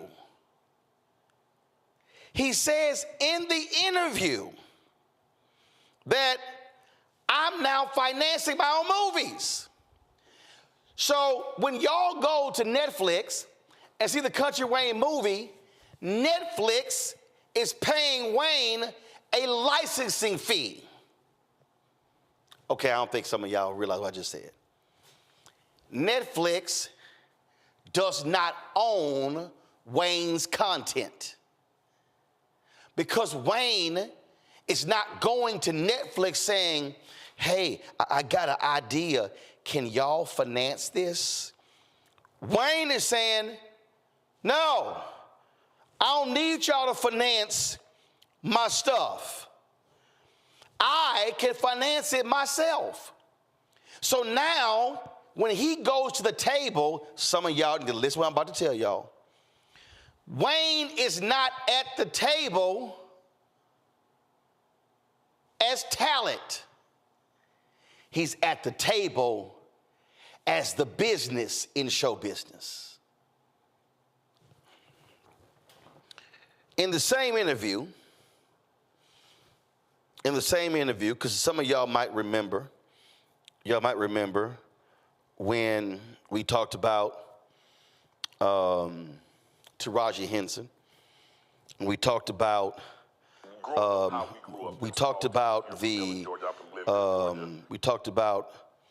the shows and things along those lines. We talked about what they meant. We talked about how much she was getting paid. And there was a very interesting exchange in here. Because I know somebody might just sit and go, man, them little skits I see Wayne doing on YouTube and on Instagram and Facebook. Well, listen to this. Hey, man, to see they, you know what I'm saying, like my boy Mike Bliss, me and my brother were going through the numbers, and I'm like, man, I paid him $1 million this year. You know what I'm saying? And the people that I be able to bless, I'm like, man, I'm able to bless everybody, seeing everybody else get their cars and their businesses. That's the most thing. That's the most, all that stuff. I only got a place in LA because, you know, by the time you come out here, handle your business, get Airbnbs, add up, it's about the same. Right. So I'm like, I got to have a place comfortable. My clothes are already here. I got, right. So. And it's a place to call your own. Yeah, you know what I mean? So when I'm out here, I can write clear, but man, the most, I'm proud of being able to bless others, man. When I see that, I be like, dang, look at Ro. Look at my sisters, look at my brothers. They balling. Right. I'm like, man, that's what it's about, man. That's the only thing that get me, like, I get excited for them to get more. Right. Boy, I'm like, boy, I can't wait to pay. If I pay you $1 million this year, boy, I'm trying to pay you $2 million next year. Because the more I pay you, the more I know I got coming. Right. So that's what I'm proud of the most. What's your favorite luxury item that you own? Okay, now, some of y'all really missed that. What I'm about to say is not, I need to preface this because I don't need the blogs doing whatever they do. What I'm about to say is not a diss on any black actor in Hollywood. But you might remember Terrence Howard talking about how he got paid $12,000 to do Hustle and Flow. You might remember Taraji talking about what she did not get paid for Benjamin Button, I think. How she had to fight to get paid, even for The Color Purple. And I think the number was 500. I can't remember what it was, 500,000. I can't remember whatever she talked about. Country Wayne just sat there and said, one of the brothers in his skits makes $1 million a year doing skits on social media. I want to let that sit in. And I get it. Follow me here. I get how we think, ooh, TV show on Fox. Ooh, you in a big screen movie. But when it all comes down to it, can you pay your bills? It's dollars and cents. So his boy Mike likely has much less overhead than a major actor who's trying to be in television shows and movies. Mike bringing home $1 million a year, doing skits. Again, this did not, and I get it. I get why the Cat Williams interview blew up. 57, almost 60 million views. The Monique interview, maybe up to 10, 12. The Steve Harvey interview. But I dare say this discussion that Shannon had with Country Wayne is one of the most important discussions that Shannon has done. And we've been so busy with other news, I've been meaning to get to this for the last 3 weeks. It's because in order for things to change in our community, this has to change. We have to stop, let me be perfectly clear, operating in a mindset of white validation. Let me unpack that. A lot of us are enamored with the idea, oh, I'm on CNN, I'm on MSNBC, I'm on Fox News. Do you know what one of the saddest things when she died? Midwin Charles was a legal analyst, and Midwin had everything she could to become a legal contributor on those networks. And they called and they called and they called and they called. They would call her, and she's making appearances and all that sort of. They never pulled the trigger. She was going on for free. And Midwin and I often talked about it. We had talked a few months before she passed away. And I see a lot of other people. I did free appearances on these cable networks for 4.5 years. But see, also while I was doing that, I also was leveraging it with other things that I was doing, selling books, speeches, things along those lines. And so when I say white validation, I guarantee y'all there are some people going, he's not a real actor. He's just doing those skits with Country Wayne. But I've seen Mike in other movies.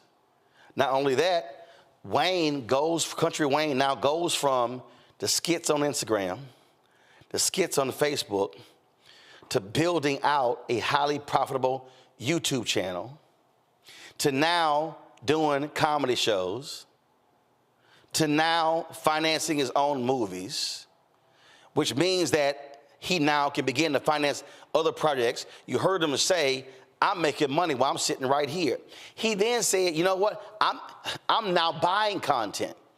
I'm now buying content that I'm now placing on my platforms. That, y'all, is understanding the business of the business. And one of the greatest mistakes that we continue to see from African Americans in Hollywood, in music, in news, in any of these areas where it's content, we love the show, but we don't love the business. Oh, I know. Listen, I just got back from NBA All-Star game in Indianapolis.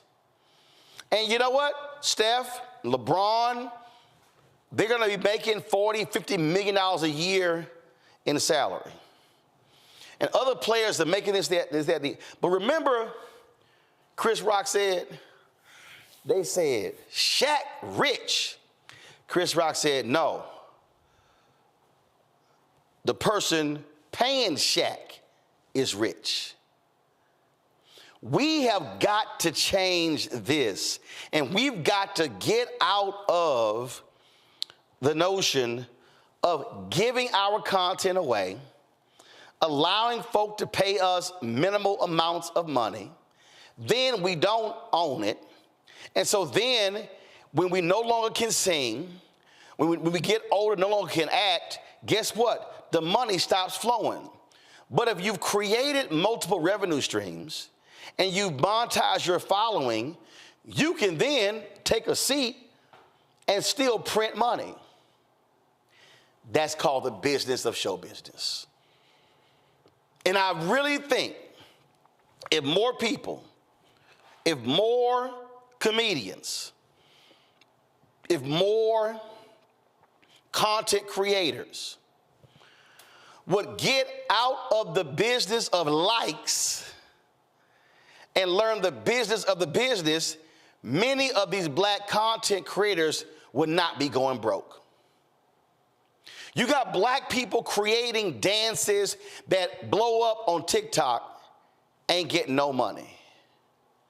Yet when Isaac Hayes III creates an app called Fanbase, which allows for you to get paid, folk like, oh no, it ain't this, it's not this, not realizing the hundreds of millions that were pumped into TikTok and Instagram and Twitter and Facebook for it to now be Instagram, TikTok, Twitter, and Facebook. It's the business. And I spend lots of time, y'all, talking to black people in so many different areas. And too many of us have been conditioned, and I understand it from our parents and grandparents, to get us that nice job, to pay our bills. What then happens when we get laid off? It's a whole bunch of black people right now in corporate America. When they hit 55, bye-bye. And you know what? Now they stuck. They got a big mortgage, kids in private school, might be going to Ivy League schools or other schools. Now all of a sudden they're trying to figure out. Y'all may not have noticed, it's a whole bunch of these black folks who are in corporate America. Now they consultants. Consultant on what? Because they were so fixated on just the job. We have to learn to think beyond the job. I am a firm believer, I would rather be the one writing checks or signing the front of the check and not just the back of the check. And so that interview, if you don't understand content, listen to it and study it. And realize, if you're out here just posting stuff and you ain't getting nothing from it, you know what you're doing? You're making Instagram rich, and TikTok rich, and Twitter rich, and Facebook rich, and Snapchat rich. You're making all of them rich. You're getting nothing by it. Last point. When I was in Indianapolis, I met the wife of the CEO of YouTube. And she said her husband, he was there with all with their kids. And so Friday night, when I was attending one of the games, it was a break in the action. I think it was the Rising Stars game. Oh, hell yeah, I went to go talk to Neil Mohan. Oh, yes, I did. Went over and talked to him and had a few questions for him. Talked about what we do here. Talked about what they are doing. Future. Talked about shorts. Talked about how those things work. And we talked for about 10, maybe 15 minutes. I say that because I could have easily just, man, okay, walk over, say, hey, all good. No. You don't sit here and be in the presence of the CEO of YouTube, a multi-billion-dollar entity among the business, and not pick his brain. There are way too many of us, I'm telling y'all this. We are so locked into the flash and the pizzazz. Too many of us love the red carpets. Too many of us love the shine, love being seen. And it's a whole bunch of people in Hollywood right now, y'all, broke as hell. It's a whole bunch of rappers and singers broke as hell. Nobody's calling them, nobody's booking them because they were fixated on the show and not the business. So if you want to share and talk about who Kat was talking about, go right ahead. If you want to talk about and spend time locked in on who Monique's talking about and what they saying and doing, go right ahead. But I'm telling you right now, if you truly want to be educated, you should take the time and go listen to what Wayne had to say because you will understand that that is a different perspective than what we are used to hearing, and it is one about the business. I want to go to my panel here. Candace, you do stuff beyond law. You have a hair care company. That's right. And again, it just absolutely drives me crazy when I hear us complain about we not getting our worth, I'm not getting paid this, not getting paid that. And I sit there and go, okay, so how are you then leveraging your fame, your name, to create a pathway for yourself to where you're the one green lighting your own stuff as opposed to somebody else doing it for you? Well, listen, when I started Curl Prep, it was 14, 15 years ago. And this is really when natural hair was becoming really big. And there were a lot of people who were, the algorithm was different. So the numbers were different. And what was key, and I heard a lot of people talk about this, was what happens if YouTube or Facebook decides to change? And it ultimately did. And that's why whatever audience you have, you just can't wait for the algorithm. You have to figure out how you can invest in yourself for beyond the algorithm. Yep. Is there a book? Is there content that you could put elsewhere? Is there a station maybe you just want to start by yourself like you did? You spent years going out there and giving yourself for free, like as is the business, that's how it's done. But then you thought better of yourself and said, I'm going to invest in myself. And now you know and can plan better for your retirement. One thing key about what Country Wayne said was that he spends $3 million a year on production. He has a whole production team. It is not for the faint of heart to produce, even if it is just with your phone. Yep. You have got to get out there and produce content and be consistent. And once you get those numbers, you can't just rely on the algorithm. You know, I think it was Montana that they at one point had voted the state legislators to get rid of TikTok. And then people were thinking, wait a minute, is this going to happen across the board? Now, a federal judge stopped that before it happened, but it's coming. You need to figure out how to keep those numbers in your pocket and do something more with them. I always say, do something in person too. It's not just all online. Do you know what I did during COVID? I did some social media posting. You know, you could check my record. But you know what? I sent a lot out by mail too, because people were not using snail mail. But they were at those doors for those Amazon package, and I know that they were excited to go to the door because that was the only interaction that a lot of people were getting any given day. I sent out thousands of cards and got great results because I use old school ways of doing it. And finally, I just want to say, he is right. We have heard so much about how Facebook is for old people. Old people. Guess who has money? Old people. Whatever you consider as old. 50 and above. They have the money. They have the income, and they also have the numbers in terms of people who are on there more than they are for TikTok and Twitter and Instagram. So you have got to invest in yourself. Don't wait for the algorithm. We were talking about Mark Zuckerberg a couple of weeks ago and how he turned around and, you know, apologized to all the parents who believed that he had killed their children. These senators are doing something for a reason. Don't wait for the algorithm. That is my message. Congo. Yeah, that was powerful. I mean, it was a great education, you know, one I plan on sharing. And I've just been so frustrated when I see some of these shows, you know, asking if people know understand what they're doing with their platform. And like you said, people are going to focus on the Cat Williams and the Monique, but we have to spend more time taking the knowledge from interviews like this. I never heard of this interview until today, you know, because I don't watch the shows like that.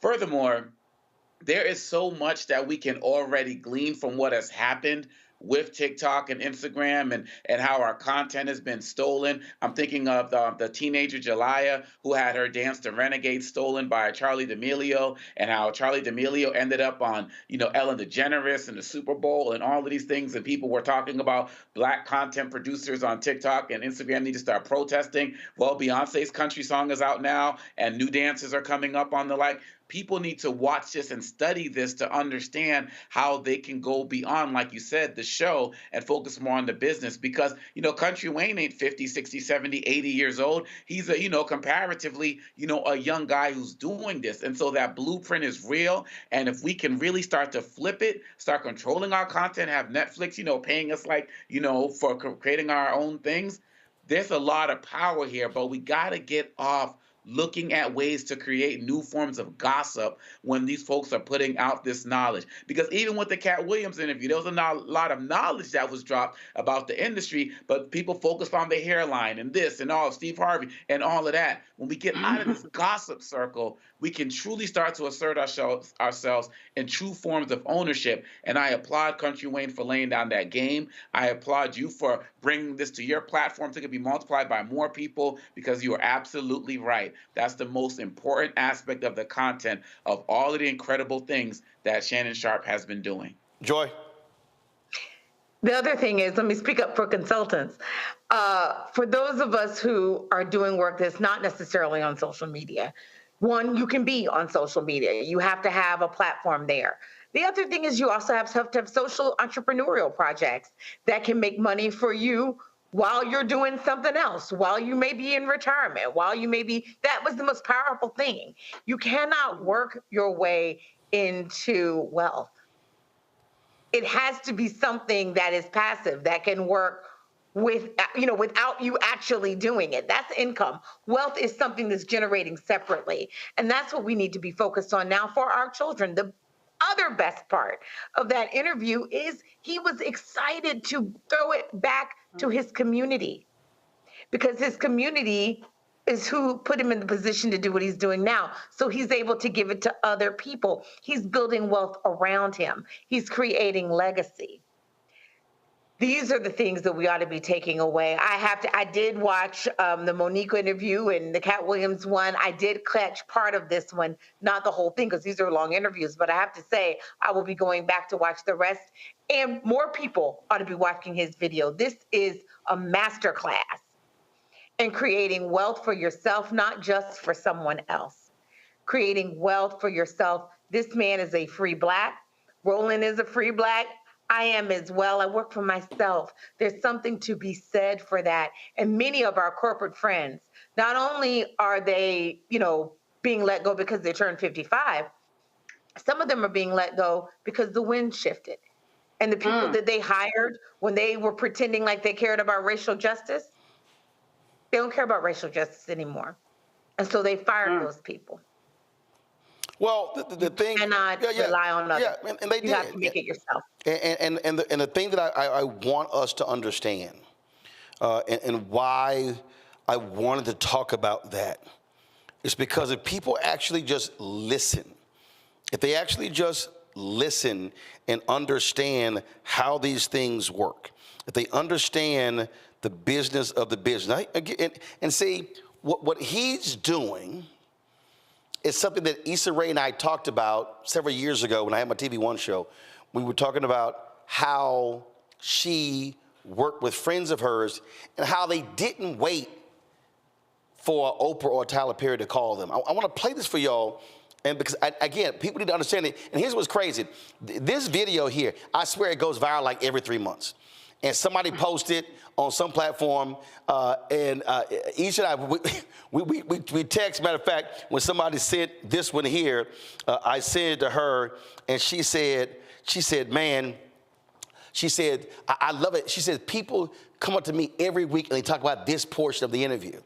And I love that people are understanding this. So, again, listen to what Issa Rae had to say about how you work with those who are near you. Watch this.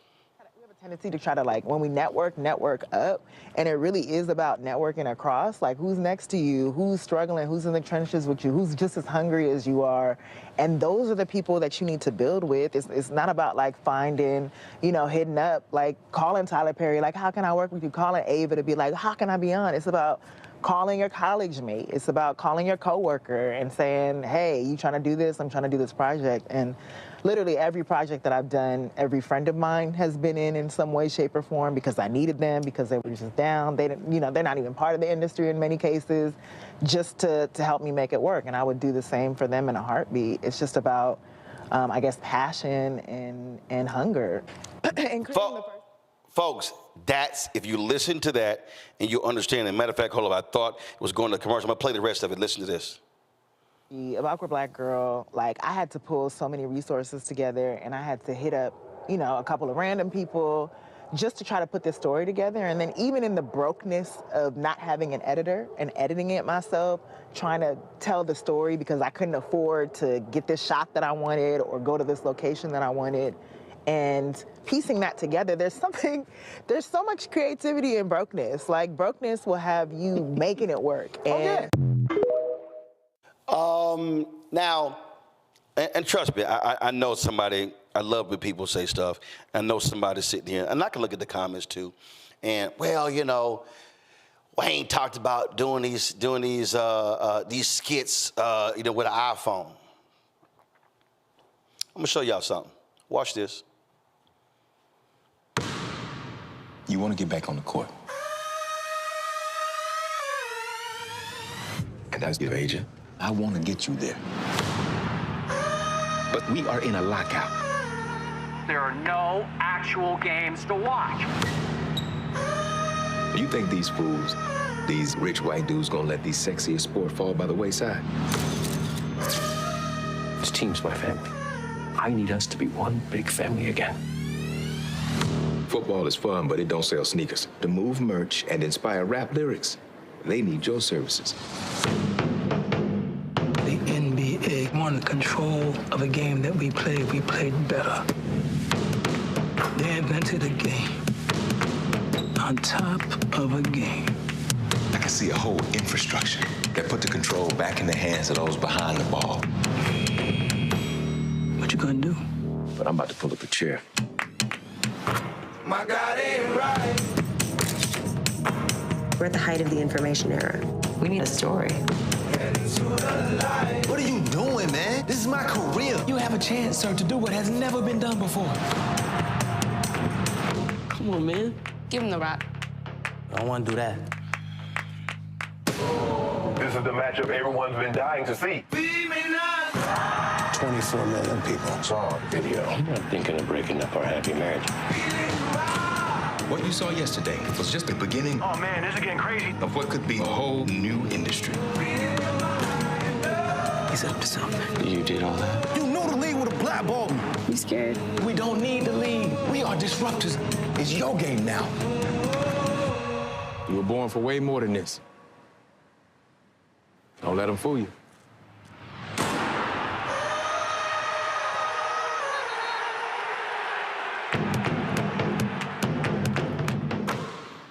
I talk about that movie a lot in my presentations because what many of you may not realize is that that movie, everything you just saw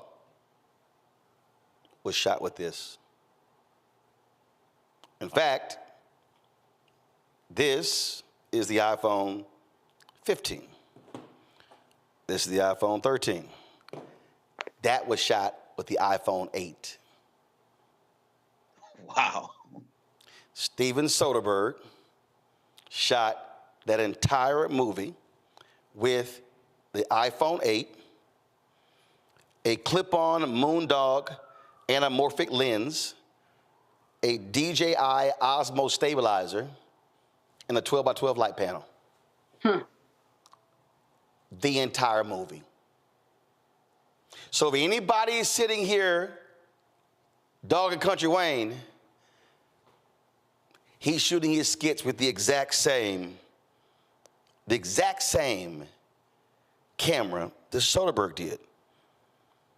I'm gonna show you one more.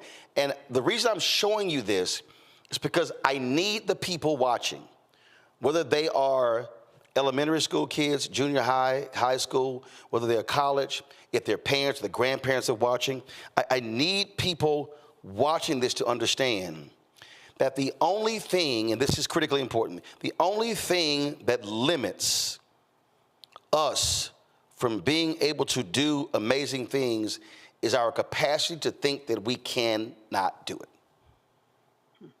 Final one. How many of y'all remember Matthew Cherry winning the Oscar for the animated short? Watch this. To eat healthier. That's mine. Eat healthier. I'm gonna share mine with you. I want to be a better person. Got yours in my soul, okay. Got you here safe and sound, just like I promised. I wasn't worried about that. I'm official now. Better now, better left anew. Reading God. You miss back home this time of year? Yeah, I do miss back home.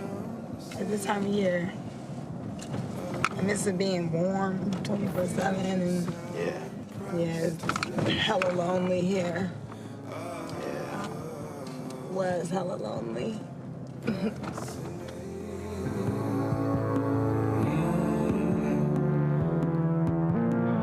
Got yours in my soul, okay. Still Yeah, I understand about that single parent life. Oh, okay. Yeah, I got 2 girls myself. Oh, reading God and knives, 'cause he's bound. Don't!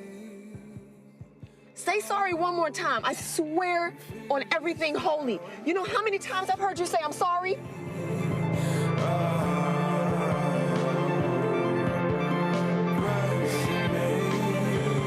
Wait, so you're with just your girls? That's it? I want to talk to you about something when we get home. what else am I supposed to do? I'm sitting out here trying to make this money so that we can get married and have a good life. But she's in here with some dude. Nah. Got me looking crazy right now. Pray to God. I just want you to forget me. I don't want to be the man that I was last year. I want to be better. So how you doing tonight? Managing. Manager. Oh.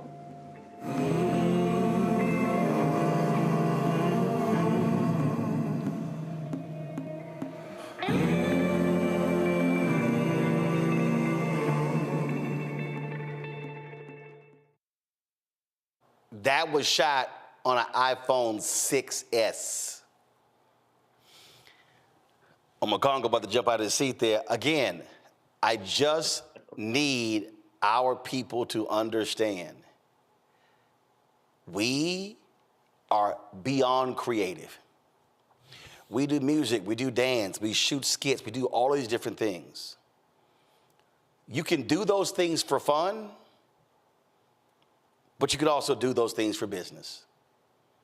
And if more of us would understand, again, the business of our business, then we will realize how we can actually brand our businesses, how we can be shooting our own commercials, how we can be driving them on social media, how we can be utilizing the free marketing of social media platforms. That is how we must be thinking. And so that's why I wanted to do this. And so again, if y'all want to share the Monique and the Cat Williams stuff like that, that's great. But if you want to truly understand one of the most powerful Club Shay Shay interviews that Shannon Sharpe has done, that discussion with Country Wayne, listen to that. I want to thank the panel. Let me thank Candace, Joy, and Makongo for being with us on today's show. I appreciate it. It is President's Day, and so we appreciate y'all being with us. Thank you so very much, folks. That is it for us. We appreciate you watching today's show. Listen, we launched this show September 4th, 2018. We launched the Black Star Network September 4th, 2021. And this is all about having conversations and discussions that you're not going to get anywhere else. You're not going to get any of these conversations, the level of depth that we went to.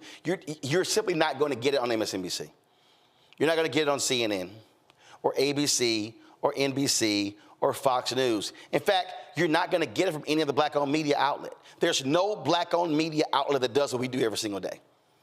Not Blavity, not Essence, not Ebony, not Black Enterprise, not The Griot. I can go down the line, all of them. No one does the amount of original news we do every single day, 5 hours every single day. Nobody. The Griot does 2 hours. That's it. They got 24-hour network, all of Byron Allen's money, 2 hours. Mark Lamont Hill, Ebony Williams. We do 5 hours every single day. And so this is about empowering. We don't do gossip. We don't do mess. We are about, as Kathy Hughes said, utilizing the media. Information is power. And so support us in what we do. You hear me say this, and there are those of you, some 25,000 of you, since we launched, have contributed to our Bring the Funk fan club. We purposely do not charge a subscription fee because we want our content accessible to the masses. I'm battling these ad agencies. I had 4 meetings last week. I have a meeting with a major advertiser tomorrow. I've got meetings on Friday. We're still battling to get those dollars. And so when I say, and this is not a lie, y'all, this is not hype. When I say your contributions allows for them to be paid, allows for us to install new lighting and the monitors and these robotic cameras and all these things, having this studio space to do what we do, it absolutely matters. So your support is critically needed. Please send your check and money order. P.O. Box 57196, Washington, D.C. 20037-0196. Cash out, $RM Unfiltered. PayPal, R. Martin Unfiltered. Venmo is RM Unfiltered. Zelle, Roland at RolandSMartin.com. Roland at RolandMartinUnfiltered.com. We've got about 83,000 downloads of the Black Star Network app. We're trying to get to 100,000. Download the Black Star Network app. Apple phone, Android phone, Apple TV, Android TV, Roku, Amazon Fire TV, Xbox One, Samsung Smart TV. You can also, of course, watch our 24-hour streaming channel available on multiple platforms. Amazon News by simply going to Amazon Fire. Go to Amazon News and check us out. You can tell Alexa play news from the Black Star Network. You can also go watch us on Plex TV, Amazon Freevee, also Amazon Prime Video. And when you get my book, White Fear, How the Browning of America is Making White Folks Lose Their Minds, that book goes to support this show as well. So we're available at bookstores nationwide. You can also get the audio version that I read on Audible as well. Folks, that's it. I'll see you tomorrow. Holla!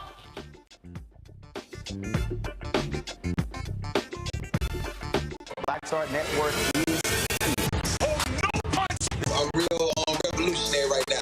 Thank you for being the voice of Black America. All momentum we have now, we have to keep this going. The video looks phenomenal. See, there's a difference between Black Star Network and black-owned media and something like CNN. You can't be black-owned media and be scared. It's time to be smart. Bring your eyeballs home. You dig?